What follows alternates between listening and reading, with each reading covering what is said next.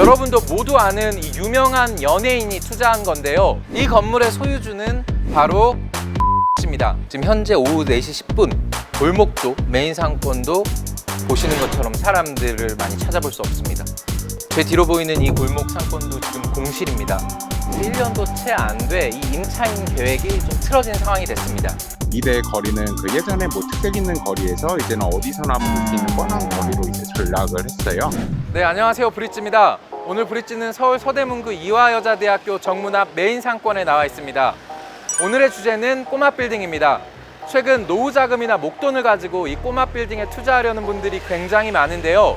빌딩 중개업체 빌사남에 따르면 올해 1분기 빌딩 매매 건수는 645건으로 지난해 1분기보다 약 150건이 늘었다고 합니다. 정부의 주택시장 대출 규제로 아파트에 투자하려는 투자 수요가 이 꼬마 빌딩 쪽으로 눈을 돌리고 있는 건데요. 특히 이 꼬마 빌딩은 적은 자본금으로 투자할 수 있고 5명 안팎의 임차인으로 운영할 수 있다는 이런 장점 때문에 투자 수요가 많이 몰리고 있습니다. 하지만 지난달에도 저희 브릿지에서 말씀드렸듯이 이 꼬마 빌딩을 입지가 좋다고 해서 함부로 투자했다간 낭패를 보기 십상입니다. 그래서 오늘 이 현장에서 저희가 실패 사례 하나를 소개해 드리려고 합니다. 여러분도 모두 아는 이 유명한 연예인이 투자한 건데요. 현장에 직접 가서 꼬마 빌딩을 투자할 때 무엇을 유의해야 하는지 직접 한번 알아보도록 하겠습니다. 그럼 지금부터 저랑 같이 현장으로 가보시죠. 네, 오늘 브릿지가 소개할 건물 앞에 서 있습니다. 지금 제 뒤로 보이는 이 건물인데요. 이 건물은 이화여자대학교 정문에서 약 100m 정도 떨어져 있습니다. 메인 상권 중심에 있는 건물이라 할 수 있습니다. 지하 1층이 지상 4층에 달하는데요. 이 건물의 소유주는 바로 하정우 씨입니다. 하정우 씨가 지난해 이 건물을 74억 원을 주고 매입을 했는데요.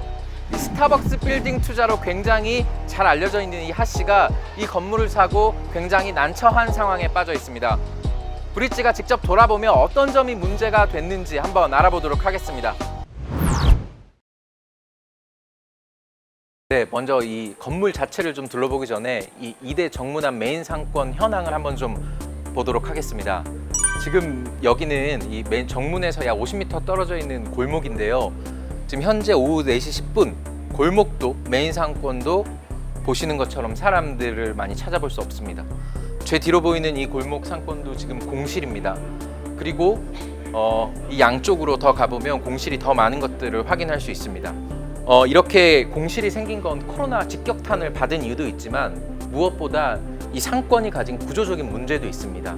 사실 이대 상권은 옷가게나 화장품 가게로 굉장히 유명한데요.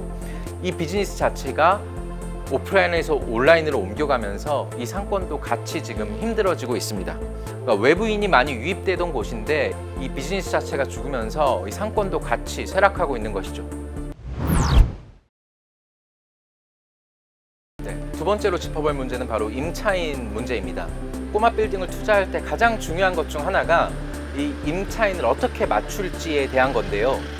이 하정우 씨 건물은 매입한 지 1년도 채 안 돼 이 임차인 계획이 좀 틀어진 상황이 됐습니다. 보시는 것처럼 가장 중요한 1층 임차인 1층이 공실인 상태가 된 건데요. 원래 이 1층은 월세 2,500만 원을 주고 유명 화장품 프랜차이즈 업체가 입점해 있었습니다. 하지만 지난 4월에 이 계약이 종료가 됐습니다. 2층, 3층, 4층의 월세가 합해서 500만 원이 채 안 되는데요. 즉, 이 건물 전체 월세료의 80%를 차지하던 이 1층 임차인이 빠져나가면서 이 계획이 좀 틀어지게 된 겁니다. 자, 근데 문제는 이 건물을 하정우 씨가 살 때 은행 대출을 꼈다는 겁니다. 하정우 씨가 매입을 지난해 살 때 74억 원을 주고 샀는데요. 그 중에 약 한 33억 원 정도 대출을 받은 것으로 추정이 됩니다. 자, 대출이자를 연이율 2%로 계산을 했을 때 월에 내야 될 이자가 약 한 600만 원 정도로 추정이 됩니다. 그렇게 됐을 때 1층을 빼고 2층, 3층, 4층을 합해도 600만 원이 채 안 되는 것이죠. 그래서 처음 애초에 건물을 투자할 때는 그 임차인을 어떻게 맞출지 굉장히 중요한 부분이 아닐까 싶습니다. 네, 세 번째 짚어볼 문제는 바로 주변 시세입니다. 지금 제 뒤로 보이는 이 건물이 하정우 씨 바로 옆 건물입니다. 하정우 씨 건물 대지 면적이 202제곱미터, 그리고 이 건물의 대지 면적이 218제곱미터입니다. 네, 이 건물 지금 현재 시세는 61억 원입니다. 지난해 하정우 씨가 74억 원을 주고 이 옆 건물을 샀는데 굉장히 비싸게 주고 샀다는 걸 알 수 있습니다. 그러니까 꼬마 빌딩을 투자할 때는 주변 부동산을 둘러보면서 이 내가 사는 이 건물의 시세가 실제 이 주변 건물 시세하고 비슷한지 더 비싼 건 아닌지 꼭 한번 살펴봐야 될 것 같습니다. 추가로 매매 시세뿐만 아니라 주변 임대 시세도 꼭 확인해 봐야 합니다. 실평수 38평인 하정우 씨 빌딩 1층 월세는 2,500만 원이라고 했는데요. 메인 거리 다른 건물과 비교했을 때 높은 수준이었습니다. 하시 건물보다 이대와 가까운 건물 1, 2, 3층 전체를 쓰는 화장품 업체는 2,400만 원을 냈습니다. 층별 실평수는 27평이었습니다. 인근 빌딩 1층 실평수 30평짜리는 800만 원 월세를 냈습니다. 물론 하시 건물이 1층 실평수가 크긴 하지만 상대적으로 비쌌던 수준인 걸 확인할 수 있었습니다. 하시가 처음 건물을 살 때만 해도 임대 수익률이 5%가 넘었고 이걸 바탕으로 74억 원이란 돈을 주고 이 건물을 매매했는데요. 1층 임차인이 빠져버리는 순간 마이너스가 나고 있는 겁니다. 그래서 꼬마 빌딩을 살 때는 임대료 수준을 주변과 비교해보고 지금 내가 살 건물의 이 임차인이 이 임대료를 내고 계속 일할 수 있는지 한번 살펴봐야 되는 겁니다. 네, 이 네 번째 문제는 바로 현장 건물의 구조적인 문제입니다. 지금 제가 서 있는 곳이 하정우 씨 건물 3층인데요. 이 제 오른쪽으로 보이는 이곳이 하정우 씨 건물입니다. 그리고 이 왼쪽에 보이는 이 건물은 바로 다른 소유주가 가진 건물입니다. 다른 건물인데 어떻게 이렇게 계단을 공유하게 됐냐면 이 벽을 터서 중앙 계단을 같이 쓰게 된 겁니다.